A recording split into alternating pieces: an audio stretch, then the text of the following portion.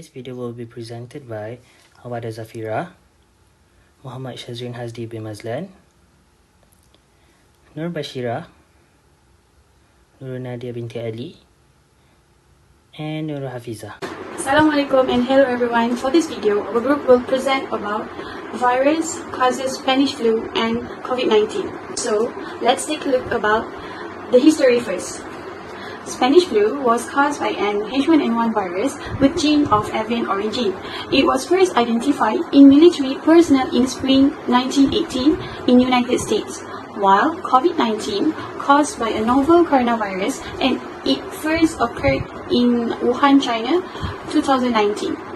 For virus properties, influenza virus contain 4 strains, multiple subtypes, negative strain, segmented RNA genome, HA and NA surface proteins, envelope. And for COVID-19 virus, it contains 1 strain, positive strain, non-segmented RNA genome, spike S protein, and envelope. Okay, now we're going to focus on symptoms of Spanish flu and coronavirus, whether they have similarities and difference between them. So Spanish flu symptoms are normal flu symptoms of fever, nausea, ache, and diarrhea. Many develop severe pneumonia attack. Dark spot would appear on the cheek and patient would turn blue, suffocating from lack of oxygen as lung fill with a frothy, bloody substance. And for coronavirus, some people are infected but don't notice any symptoms. Most people will have mild symptoms and get better on their own, but about 1 in 6 will have severe problems, such as trouble breathing. The odds of more serious symptoms are higher if you're older or have another health condition like diabetes or heart disease. Here what to look for if you think you might have COVID-19. So for common symptoms, researchers in China found that the most common symptoms among people who were hospitalized with COVID-19 include fever, fatigue, a dry cough, loss of appetite, body ache, shortness of breath, and mucus or phlegm. Now we're going to discuss about the symptoms and how long the complications may take for the disease lasts. So first is about COVID-19 infection, and there are 3 categories of symptoms for this infection, which are less common symptoms, most common symptoms, and also serious common symptoms. And we often heard about the common symptoms, which are fever, diarrhea, tiredness, dry cough, conjunctivitis, headache, a rash on the skin, and loss of smell and taste. And for the symptoms, serious symptoms, usually we often heard about difficulty breathing or SOB, chest pain or pressure, and also loss of speech and movement. And usually these symptoms may take several days, around 5 to 6 days, or it may take up until 14 days. Okay, now it's about Spanish flu influenza.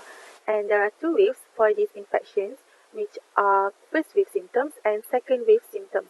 And basically, the first wave symptoms are similar to the COVID-19 symptoms, which are tiredness, fever, and also a dry cough. But there are some differences for their second wave symptoms, which are the viruses are spread by their work time throat movement, and that is caused by a bacterial pneumonia. And this bacterial pneumonia cause the infectious person and make their skin turning blue and their lungs filling with fluids and make them suffocate and cause that within hours and only a days. People at high-risk condition for severe illness. COVID-19 and Spanish flu will result in many complications and severe illness. For those who are high-risk condition, including pregnant women, all the adults at age 65 years old and above, and people with certain medical condition. But there is a differences between them. There is a differences. Let's see. Differences between Spanish flu and the COVID-19. The high-risk complication in a healthy children are higher in the Spanish flu compared to the COVID-19. However, infants and the children with the underlying some medical condition are increased risk to both of flu and COVID-19. Young children at age younger than 2 years old are very easily get Spanish flu and it high risk the severe illness. While in the COVID-19, the school age children are easily get the COVID-19, especially in the children who have the multi-system inflammatory syndrome in children, so it can severe that disease also. Now we go to treatment. Alright, Spanish flu and COVID-19 both are required hospitalization and support such as mechanical ventilation for severe cases. During Spanish flu, there were no effective drugs or vaccines to treat this killer flu strain. While during COVID-19, vaccine AstraZeneca and Pfizer Biotech are effective vaccine for COVID-19.